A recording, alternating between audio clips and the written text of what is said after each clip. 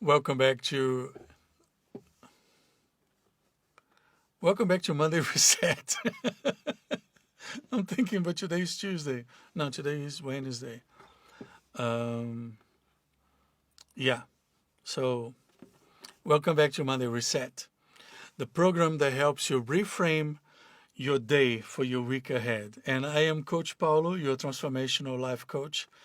We're gonna help break through, overcome some challenges, overcome some wrong beliefs, and help set your mind, reframe your mind in the right direction.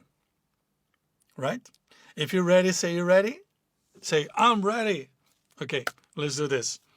So, in the last couple of weeks, we've been talking about the importance of correct relationships, the importance of having your your brother in arms, your friend, the importance of who are the people you surround yourself with, and who are the people that are influencing you.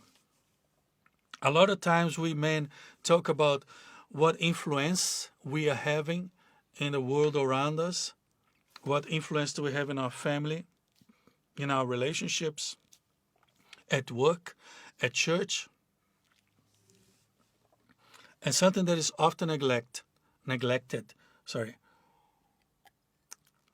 my energy drink. Something that is often neglected is how is the world influencing us, and how are our relationships influencing us in our beliefs, in our thinking, in our behavior, in our habits, right? So today I want to talk specifically about one point that we touched a couple of weeks back, which was, remember I mentioned about my two phones, where one is for family and personal life, and one is for business, for clients. And this way, it was something that for me helped me separate in a physical way, in a tangible way. When I am with family, I keep the other phone aside. When I'm with business, clients, or partners, I keep the family and the things aside. So either way, they can leave a message, they can send a voice note, and I will attend to it immediately as I have the opportunity. And I am mindful, so I train myself to be mindful of the two aspects of my life that I'm running. Yet, I am only one person, right? So today I want to go a little bit deeper, perhaps in a bit of a tangent. Not really a tangent, but just go a bit of a different angle on that conversation. I want to talk about how do we manage to reconcile the different aspects of our lives. Are you having a challenge with reconciling family and work? This is a big one for a lot of men, for every man, for every person.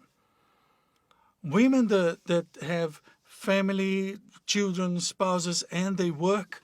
Man has always been case for all men. You have a family, you have children, you have work. But the difference is that now we don't have the structure in society, in culture, in families that we had before, where the man would go out, work, and come back to the family. He's honored, he's validated, he's the man, he's the breadwinner. Now we don't have that anymore. Right? Now your wife is out. Maybe she's at home taking care of the kids, but we may no longer have this privilege, I would say, or this recognition. And I don't mean about privilege in terms of one versus the other, or one person being one gender being above the other. I don't mean it that way. I mean in terms of recognition. Men face a very serious challenge today, which is you come home from work, or you are working from home now in lockdown, and you have to deal with the family. You are expected to relate to your children, to relate to your spouse, to give them your full attention while you're with them. Contrary to what it was before. In the past, I remember, for example, I was having this conversation with my wife and with my children not long ago, a couple of weeks back, as a fact, where I remember my father coming home from work and he would say, okay, I'm very tired, I had a very challenging day, and he would eat and go to sleep. And we all knew it was understood. We all knew we were to be quiet, we were to respect his rest, because Daddy was tired from work, he needed to rest. And all hell would break loose if one of us made too much noise and woke him up. And there was no argument with my mom. There's no argument of why you're being rude to the kids, why you're being like this, why you only think about work and what about the family. There was nothing of such. Because he was understood. The man went out, he worked. When he was at home, he was to rest. And if he was rested, he would give time to the family.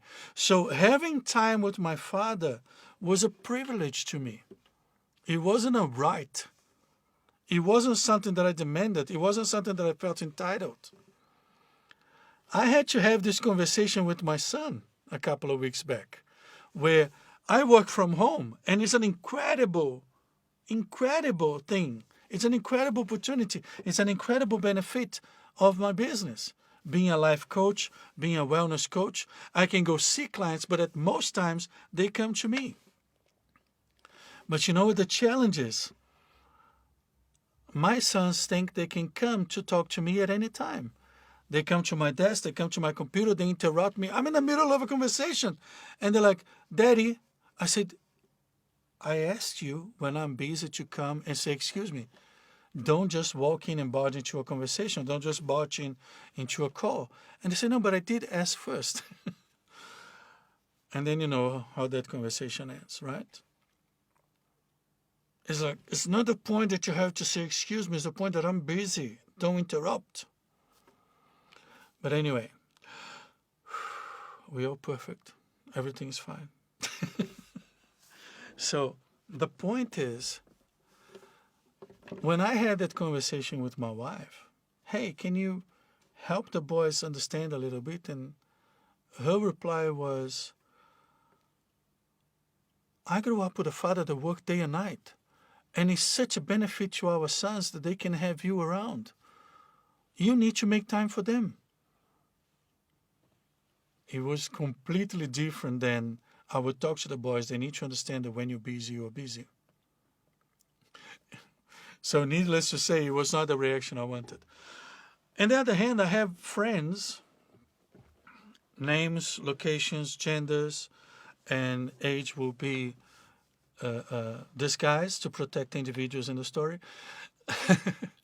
But I have friends that are forever at task with their spouses because they work very hard. And the family feels neglected, which I understand also. Some people can be workaholic. But the point here is not who is right.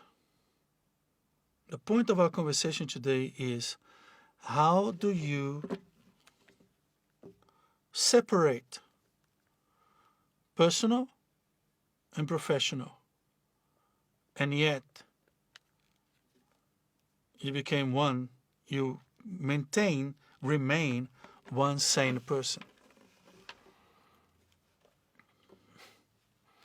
If you have the answer, please write it on the comments below. We would love to see if anybody knows the answer to that. But here are the tips, the things that I have learned along the way. One is, we all have 24 hours a day. There's no two ways about that. If a guy says, I'm going to try and make more time for my family, I don't know. Where are you going to get more time from? Can you go and take 1 hour from tomorrow into today? I mean, we're going to take you to one of those mental hospitals in Belleville, right? I don't know. The truth is, we all have 24 hours in a day. So you cannot manage your time. That's the truth. Sorry if I'm breaking somebody's online course opportunity right there. You cannot manage time. You can, however, manage your priorities. And that's the number one lesson that has given me immense, immense joy as I learn to work from home, work around my family, have my family around me while I work. I mean, we all had to face that in some scale during the lockdown last year, right? And yet a lot of people are still working from home now. So here's the lesson that I have learned. You can prioritize your time. You can manage your priorities. That's the way to do it. And that's the only way to do it. So if you want to know more about that, I'm going to give details below on a course that I have. and this is not a promotional sales video. I will give you some tips and hacks into how to prioritize your time, how to better manage your priorities. And I'll make it for free. I'll put it on a PDF that you can get it on the link below the video. All right? But that's the key thing. You have to learn, we have to learn, I had to learn, and you can learn too, how to prioritize your time. Because this is the number one issue I face as a life coach with my clients. And it's the number one issue I see in conversations with friends and family. There's never enough time for everything. And the moment you decide to prioritize your time, and the moment you decide to, maybe you want to start going to the gym, or maybe you want to take better care of your health, but you don't have time to go to the gym, or the time that you have to go to the gym, it's too busy at the gym, so you don't want to go there. And then you have to go take the kids, drop the kids in school, pick up the kids from school, and then you're at work, and so on. The limitations are immense, to say the least. But there is a solution. And the solution is in prioritizing your time. And making commitments, not compromises. I don't believe in compromises.